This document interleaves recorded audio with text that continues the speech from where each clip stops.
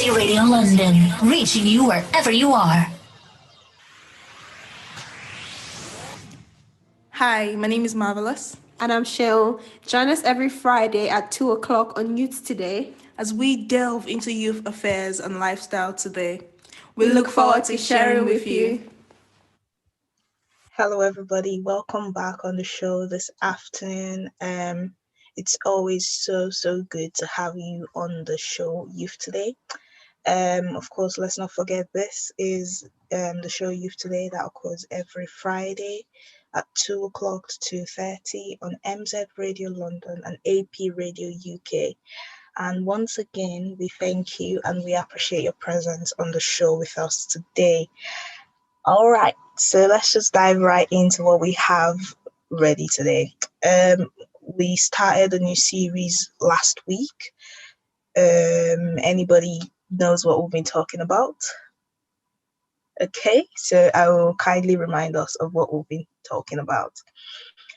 So far, I'll be talking about money and possessions, but we've been looking more at savings and investments. So savings and investments. And we've established that as youth today, we need to understand the importance of saving for the future. We need to understand the importance of investing into all the resources made available to us for the future as well. You know, there's an adage that always says it's best to store up for the rainy day. You never know what might happen tomorrow. So it's good to store up for the rainy day. Of course, I'm also here with my beautiful co-host, Sheon. And today we'll be talking more about savings. Last week was just a time for us to introduce the new series. However, today we'll be focusing more on savings.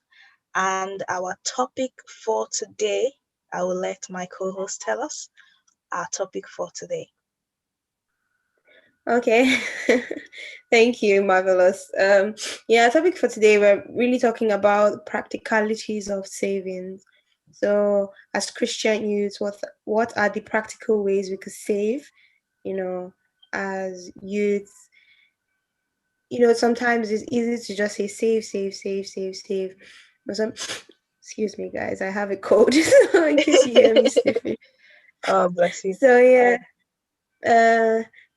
people just say, oh, we need to save towards our future, we need to do this for, think ahead and everything, but nobody really gives you practical ways of saving. And I think part of some other things I'm going to talk about maybe after Marvelous finishes talking is also, practicalities of saving and savings from the Bible's perspective as well, how we can practically do it from what the Bible says. Yeah, basically. So that's what we're talking about. Like she said, last week we talked about savings, we read Bible passages and all that. And this week we're going to really delve into the practicalities of the savings aspect. I'm sure next week we'll probably talk about the investment aspect more. So yeah. Yes, absolutely. Thank you so much for that. Very, very impressive introduction, to be honest. We will be talking about practical ways we can save. The topic is practicalities of saving, and we really hope that at the end of today, we will be able to understand or pick the ways that are, suitable for us and our circumstances. And of course, hopefully we'll be able, at the end of the whole series, we'll be able to understand why it's necessary or it's important or it's advantageous to save. Okay, so just so we can go right into it, first of all, we just need to establish the fact that, we have to save. I mean, we spoke about it last week, saving for the rainy day. We never know what might happen. We never know what might happen, so it's good for us to save. The Bible talks about in the book of Genesis, chapter 40 or 41. Pardon me, I'll make sure to confirm that later. The Bible speaks about Egypt at the time. They were about to go into famine. and God spoke to who was it? God spoke to Joseph, and he said to Joseph, "Go to Pharaoh and tell Pharaoh that he should stock up as much goods as possible, so that in the long run of 7 years of famine, they will have enough to at least help them through that period." He said right now they are in at that time they were in the times of plenty. They had enough food, they had enough resources, but they would be going into famine, 7 years of famine very soon. And so he must stock up as much, he must save as much food, he must save as much water, as much resources as he can possibly save, so that during that 7 years they have enough to eat. And when Joseph went on to tell Pharaoh about it, and Pharaoh put Joseph in charge of that. When the time of famine came, people from other countries, okay, that hadn't saved up, they didn't know because they weren't aware. I mean, farming is something that it just happens in the old times. It just happens. There's no warning. Of course, God was kind enough to warn Egypt of it, but other people didn't have that opportunity to, receive a warning that something bad was really coming. So at the time of plenty, they sat down and they ate and they drank as much as they could without saving up for anything. They couldn't save up for the rainy day. They didn't save up money. They didn't save up resources, nothing. And so when famine came, most of them, probably so many people died. But what they did was they started to run to Egypt because they realized that the Egyptians still had food to eat. They still had resources, to see them through that period. So they started to come to Egypt to buy stuff. And Egypt made a lot of, money and profit from that because they would come and take little, and Joseph was put in charge, so he knew how to distribute the resources that they had. Guys, what are we saying in essence? It's that savings is not something that you do because it's not only something you do because you have a goal. It's not only something you do because you know what's coming. Sometimes we don't know what's coming because we're humans. It's not like we can see the future or anything. I mean, if you can, leave it in the comment section. We want to know who amongst us have the abilities to see the future, but we believe that it's past human abilities to know what's coming, to see the future. So what we do is that we save for any foreseeable future at all. We save so that we can, when that time comes, we're not running around, we're not, looking for help, we're not crying, we're not suffering, because we already have enough saved to help us through those times. So in the remaining, 2 or 3 minutes that we have, I'll let my co-host speak to us about what she thinks as well.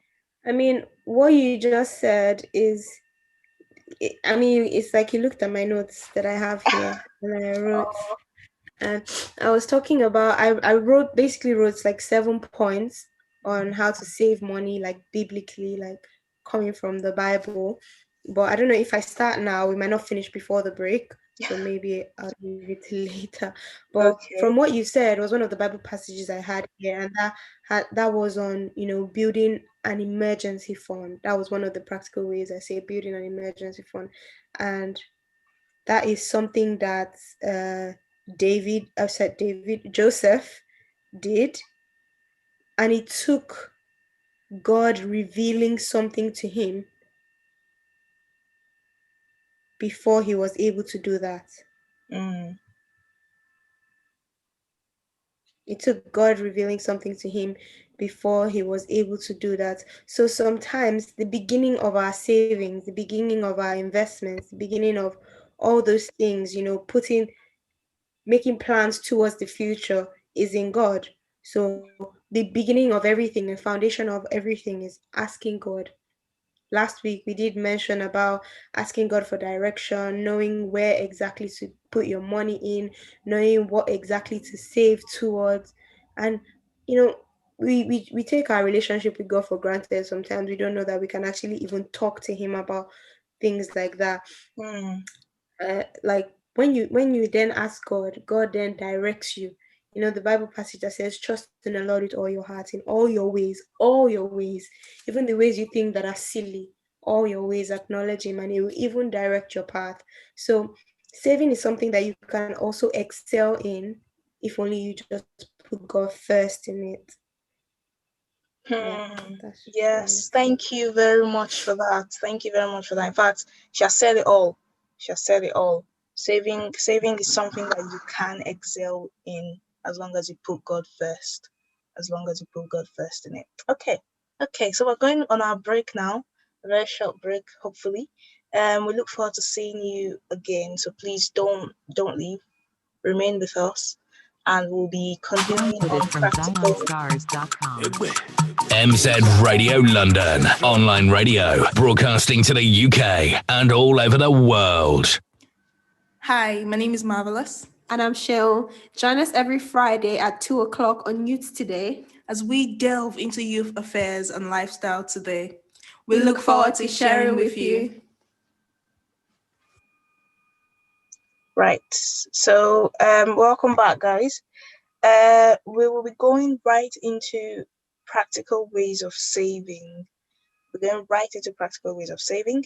I will start with Cheryl, my co-host, to tell us what according to her, she's written a lot down. So we are looking forward to hearing. I didn't write a lot down. I just wrote 7 points. We're looking forward to hearing the wisdom that she has for us. Okay, so practical ways of saving. So first I started, I started talking about asking God and putting God first. Excuse me. And putting God first in everything first. So when God begins to direct your path, then you begin to set priorities because God has shown you priorities. And begin to set priorities and okay, this is my priority. These are the things I want to achieve. These are the things I want to also have leeway in, like free. I want to be able to do this freely without any kind of obstruction or restriction. Then after that, you begin to make a budget. In the book of Luke, when Jesus was talking to the disciples, he said, can anybody want to build a house and not first consider and set back and think of how much it's going to cost you? So when you set your priorities, then you sit back and then you say, okay, how do I then achieve this? How much is this going to cost me? So we're not even talking about putting like monetary value on just one thing. It might be something in general. Like if I want to live comfortably in uni now, say like now you're going to uni, yeah. If I want to live comfortably in uni, how much exactly is it going to cost me so that I'll be able to, relax and read my books and not have any worries working and everything. So you start to walk towards that budget that you've already made. And thirdly, I said build an emergency fund, which is what you already talked about, that in a time of harvest, in a time of plenty, Joseph was able to, through the leading of God, tell Pharaoh that, you know what, let's take a portion of these things that we have now and keep saving it. They were not saving it to use at that time. They were saving it so that in the nearest future, in case of an emergency, they can always go back to it. Yeah. And the fourth one I said is avoid debt. As young people, there are some things we don't really need, honestly. There are some things that you will look at later in the future and you see, why did I get this? Why did I waste my money on this? Nobody is saying you shouldn't enjoy life. Nobody is saying there shouldn't be a balance. But sometimes we go out of our way to please people, because if we're living for the world's approval, we'll actually fall by the world's denial sometime. Get that? That's just mainly what we're doing. So a Bible passage that's very, very, very relevant to that is Proverbs 22 verse 7, where it talks about a borrower is a slave to the lender. Like basically, if you're in debt, you're a borrower and you become a slave to that debt. For almost most people, just because they want to get, maybe, what will I say, that is very irrelevant. I mean, you have earphones. You have earphones. Let's say you want to get AirPods. You'll now go and buy the AirPods on credit. And for like a whole year, you're going to be paying £10 every month. Like, yeah, just a slave to that. I mean, It's different if it's a good credit Yeah. than for airports. I mean, that's different. Then I Airports. talked about diversifying your investment in savings. In the olden days, you could save and just put your money somewhere. But now, if you save, you want to be getting returns on those savings. So you can use your savings, you can diversify your savings. And that was the Bible passage I closed with last week that said, invest in 7 ventures, different ventures, because you don't know what comes tomorrow. And then number 6 that I wrote, and I want to read that, it talks about reducing risks as you age. So the older you grow, I mean, now it's time for you to, you can afford risks. But by the time you grow older, you can't. You can't afford some certain kind of risk. So you have to kind of reduce the risk. And that is, if you read Ecclesiastes 5 from verse 13 to 14, he said, there's another serious problem I have seen under the sun. Hoarding riches harms the saver. So savings too can also have its flip side. Same way it has its pros, it has its flip side. So if you're hoarding riches, it can harm the saver. Money put into risky investment that turns sour and everything is lost. In the end, there's nothing left to pass on to one's children. Mm, So that's important. And number yeah. 7, finally, you need to make a financial plan, which is long term. Long Mm, term, in your financial plan, you need to do different things. You need to think about the future and yeah. then make a plan towards it.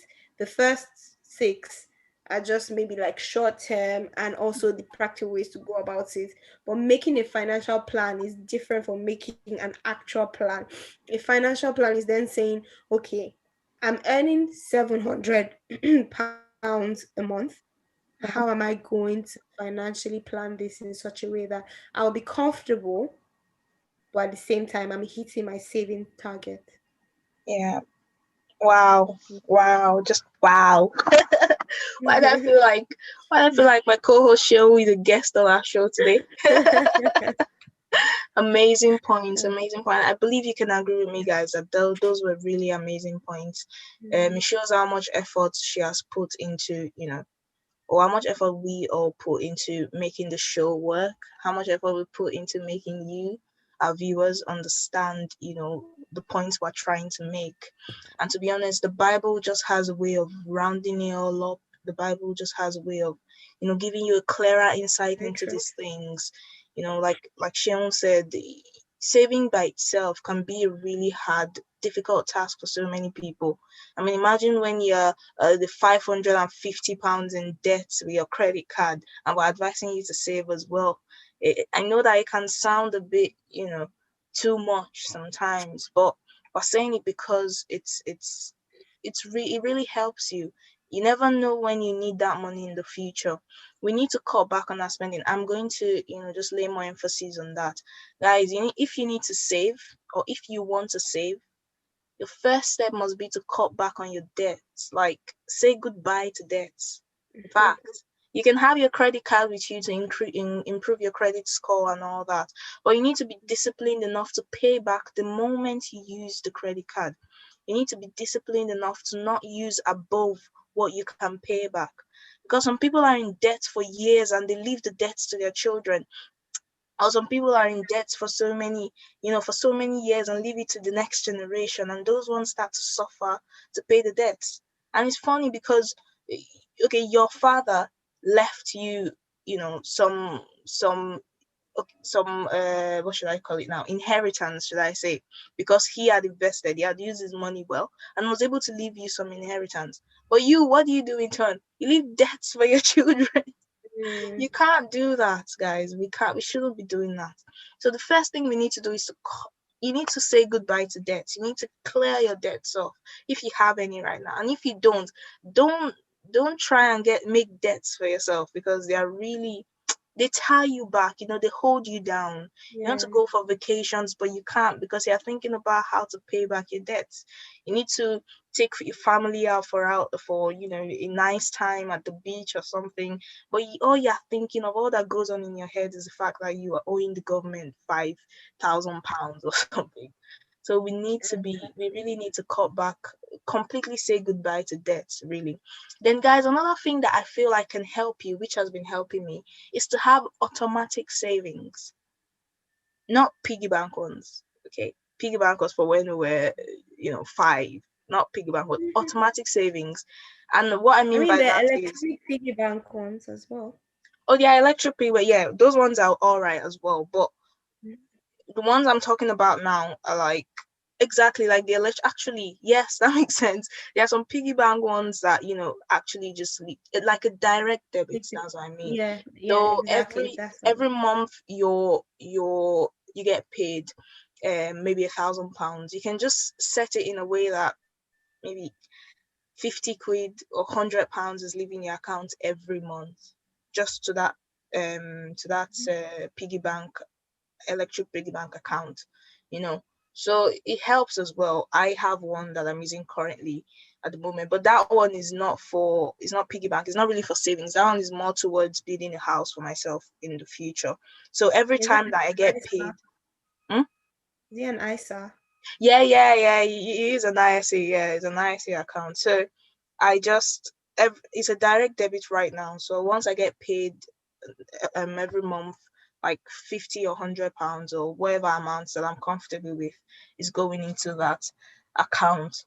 So guys, that can also help you. There's so many ways that you can save. Truth is, they don't teach us these things in school. Of course, for example, where I come from, Nigeria, myself and Sheon, they do teach you how to save in school.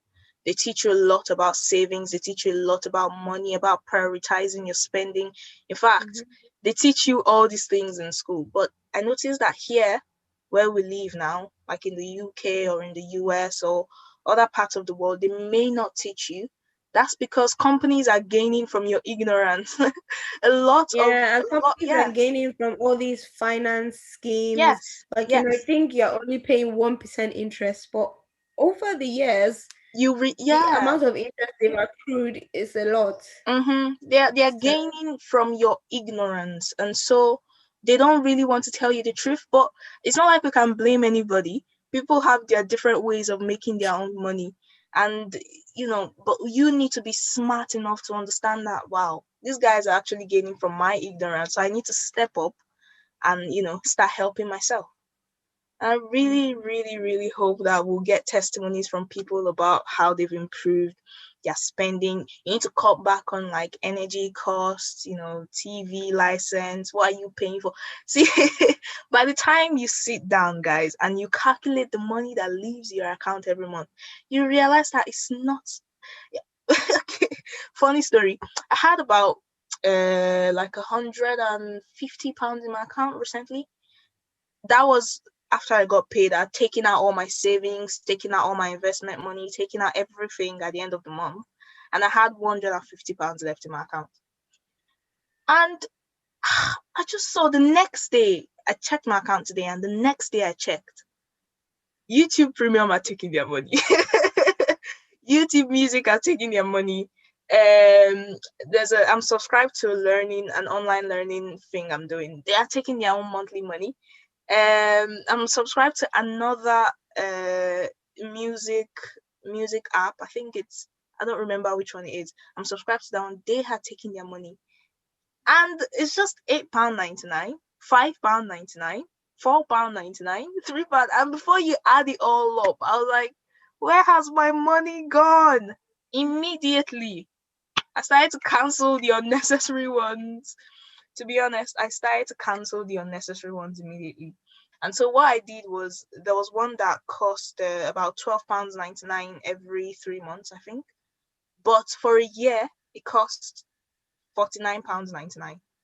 But because it's very important to me and I need it for my learning, I paid the 1 year on immediately. So I paid it all off so that they're not taking my money every month. Like they're taking £6.99 or £7.99 every month. So I paid it all off, and then I started using it. So I've forgotten about payments until next year again. But I cut off the unnecessary ones, guys. We need to learn to cut off. We carry too much baggages, you understand? Some things that we don't even need. Some that we do need, but we can, cut them off. So to round up everything that we've said today, guys, we need to have a priority. You need to set your priorities right. What is it that I need now? And what is it that I can leave for the foreseeable future?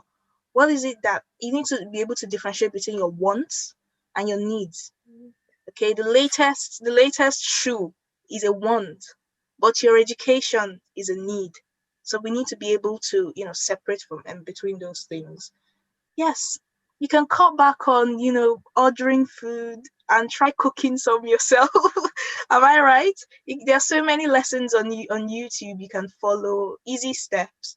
Cook your food by yourself and Please cut be back on patient with yourself. ordering. Yeah, make it yourself. You even know what you put in there. And for the ordering, you can leave till, maybe your birthday or nice celebrations or just a treat for yourself. But try and cook your everyday food. Little by little, you see that you're actually cutting back on your spending. So that's where we'll end the whole practical ways of saving for today. Next week, guys, we'll be talking more about investment. We'll be having a guest on the show. During the week, we'll try and find out if we can have more than one. But for now, we'll be expect a guest on the show next week that will talk to us more about investments. Like Forex and all those things are actually going on right now, how you can invest. And I hope that we'll see you guys there. If you're interested in it, please join in. Thank you very, very much. We appreciate your presence with us every week. Please don't forget to leave your comments on all our social media platforms. If you're friends of myself and Sean, please don't forget to leave your comments. Just DM us your comments on our Instagram page or on our WhatsApp page or wherever, our Facebook pages. Just leave us your comments and we'll be sure to visit them in the show. Once again, this is Youth Today on MZ Radio London and AP Radio UK with myself and my beautiful co-host, Sean. It's been a wonderful time with you, and we will see you again next week. Bye, guys. Thank you. Bye, guys.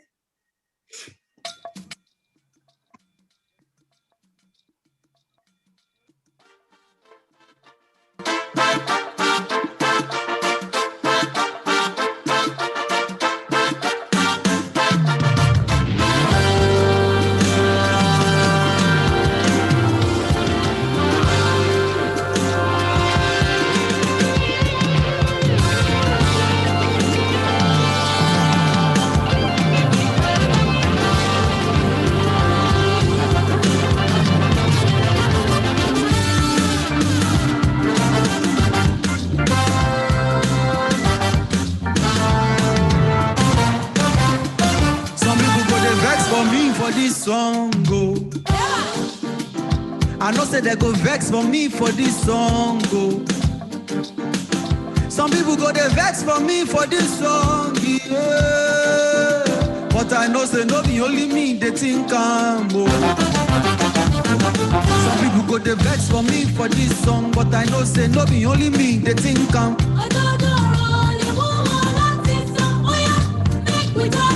Some people go they vex for me for this, but I know the only thing come.